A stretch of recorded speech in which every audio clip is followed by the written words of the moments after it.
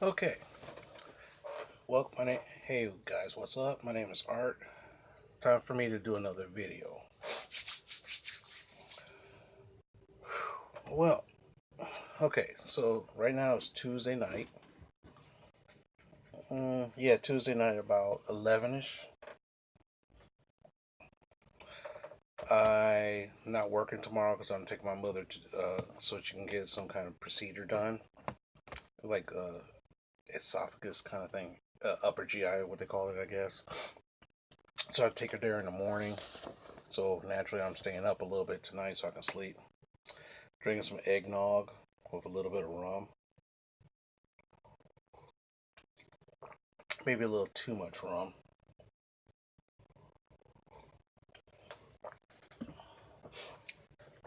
But anyway, one thing first thing is before I do anything, I want to give a shout out to one of my best peeps on YouTube, Dynamite Kid 100.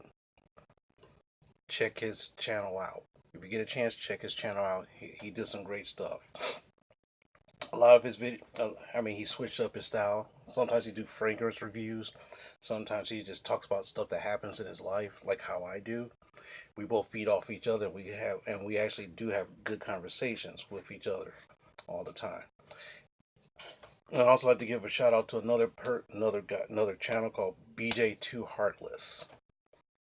Okay, and Rondo and Zay. I'd like to give a shout out to those guys because I saw their channels recently and some good stuff. So what I'm going to do now this year, I'm going to announce certain channels that I like to watch.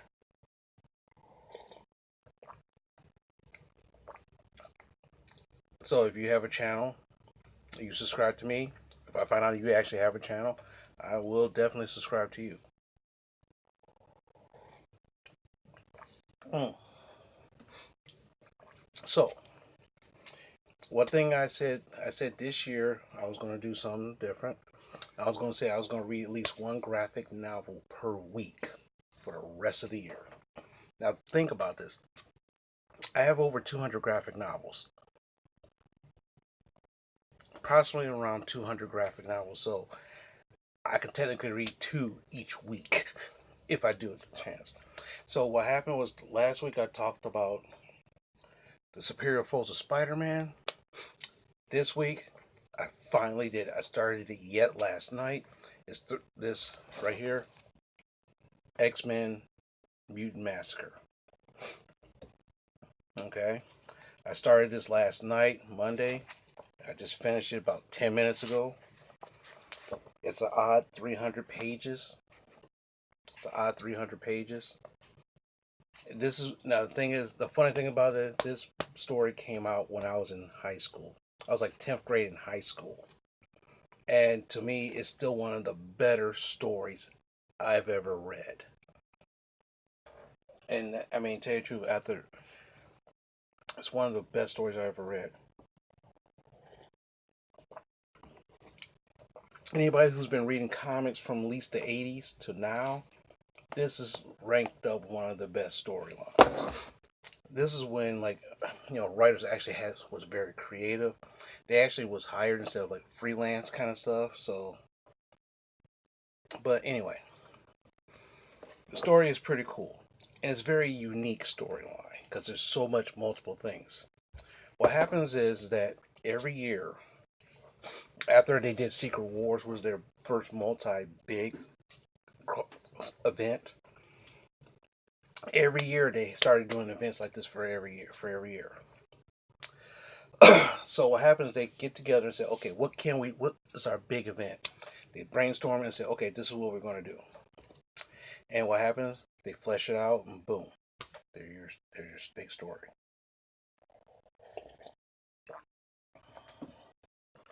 Okay. Then the main story about this is kind of complicated, and what happens is it's very complicated to a certain extent. So I'm going to condense it as much as I can. All right. So first thing is there was a character named Mr. Sinister. who's a very bad and powerful X-Men villain. He hires this character named Gambit. Now, if you heard of Gambit, now what happens to make Gambit's backstory really awesome? That's what they did. He hired him to kill off some mutants. Okay, fine, no big deal. Now, before I step into that, let me do a little backstory. Stan Lee created the X-Men as a social commentary piece against racism. Regardless, now before the SJW crew, people say, "Oh no, that's so SJW." Just if you really think about it and put things in perspective, Professor X was like Malcolm X. Magneto was like, sorry, Professor X was like Martin Luther King Jr. and Magneto was more like Malcolm X. Both wanted peace. You know, how can I put it? Both wanted mutant kind to survive in different ways. Professor X wanted mutants to live with humans peacefully. Magneto, mutants rule humankind. Okay. And so what happens in the Marvel Universe before like the 2000s, mutants were technically the worst of the worst people. If you was born and you was born with powers, you was a mutant. For example, some mutants got a pass. The Fantastic Four, if you heard of them, Mr. Fantastic and Sue Storm had 2 kids. They have powers. They're considered mutants, but because they're tied with the Fantastic Four, they get a pass. They're not hunted.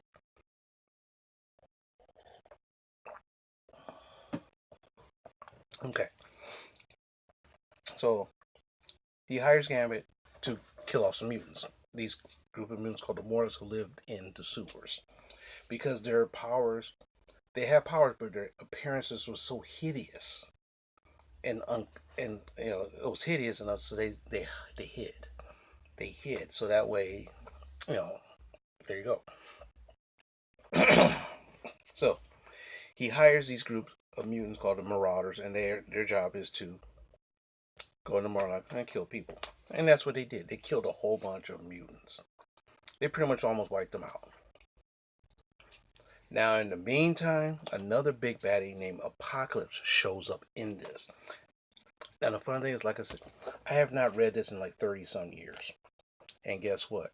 I even forgot that he even made an appearance in here. And I was like, whoa. I forgot about this. But like I said, I haven't read this in 30 years. So, he started collecting his Horsemen of the Apocalypse. In the story,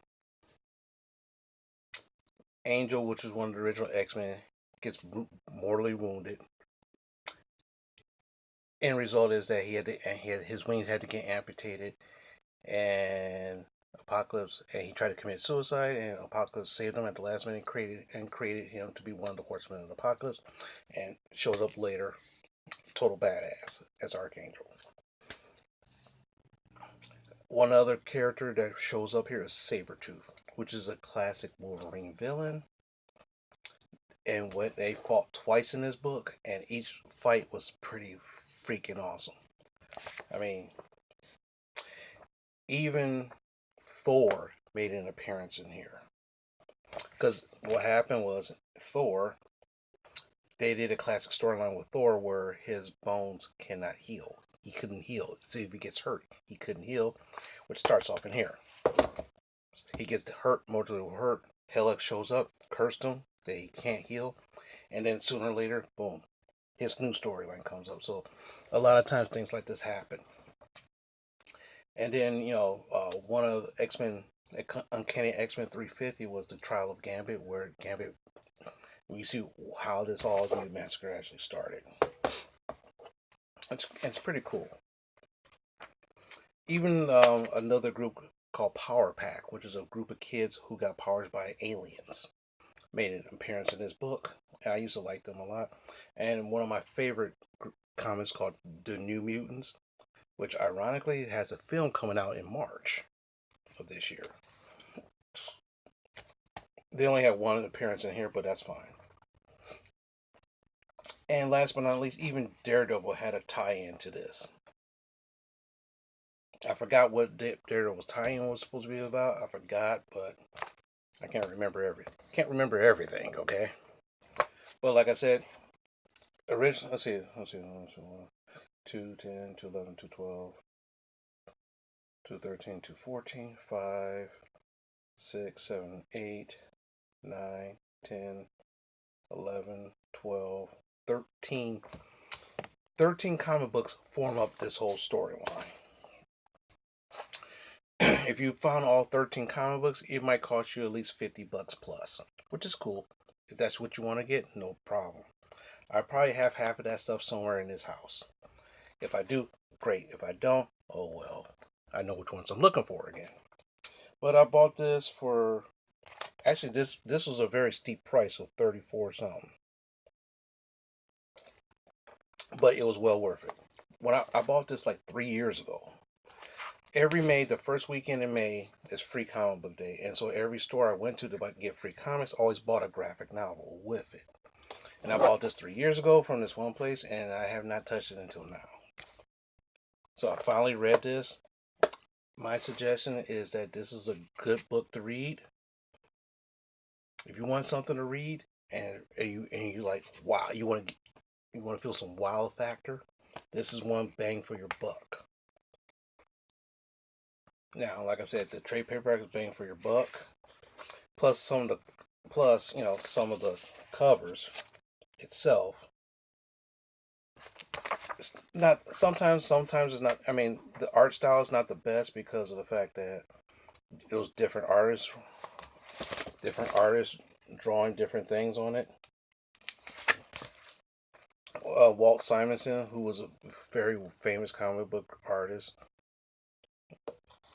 Alan Davis, who's also a famous comic book artist, was on this, and so the art styles are somewhat different. But it's pretty cool. So so if you ever find this book, pick it up. Once you read it, take you. In my opinion, this has a great reread value. That means once you pick it up, you'll read it again sooner or later. You will read it again sooner or later. But other than that, that's all I got for today. Gave some shout out to some channels that I watch a little bit.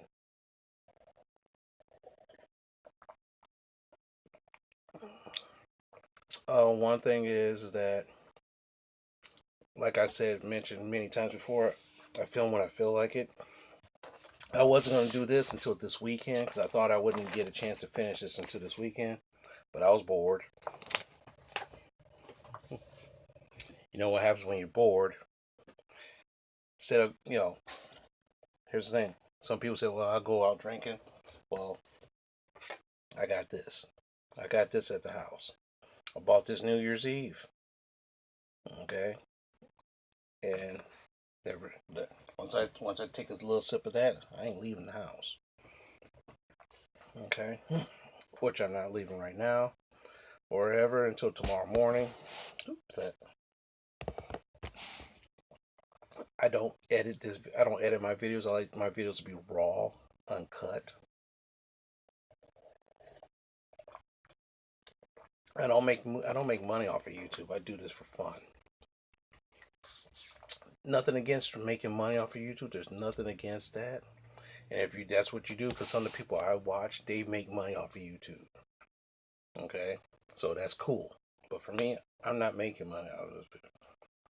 If I was, it'd probably be enough just to get a beer or something. Who knows? But anyway, I'm gonna tell you, I just like doing these kinds of videos where it's like raw. Sometimes I might go 15, 20 minutes, or even 30 minutes. but it's raw. No editing. If I screw up, I keep it in there. Why? Because it's real.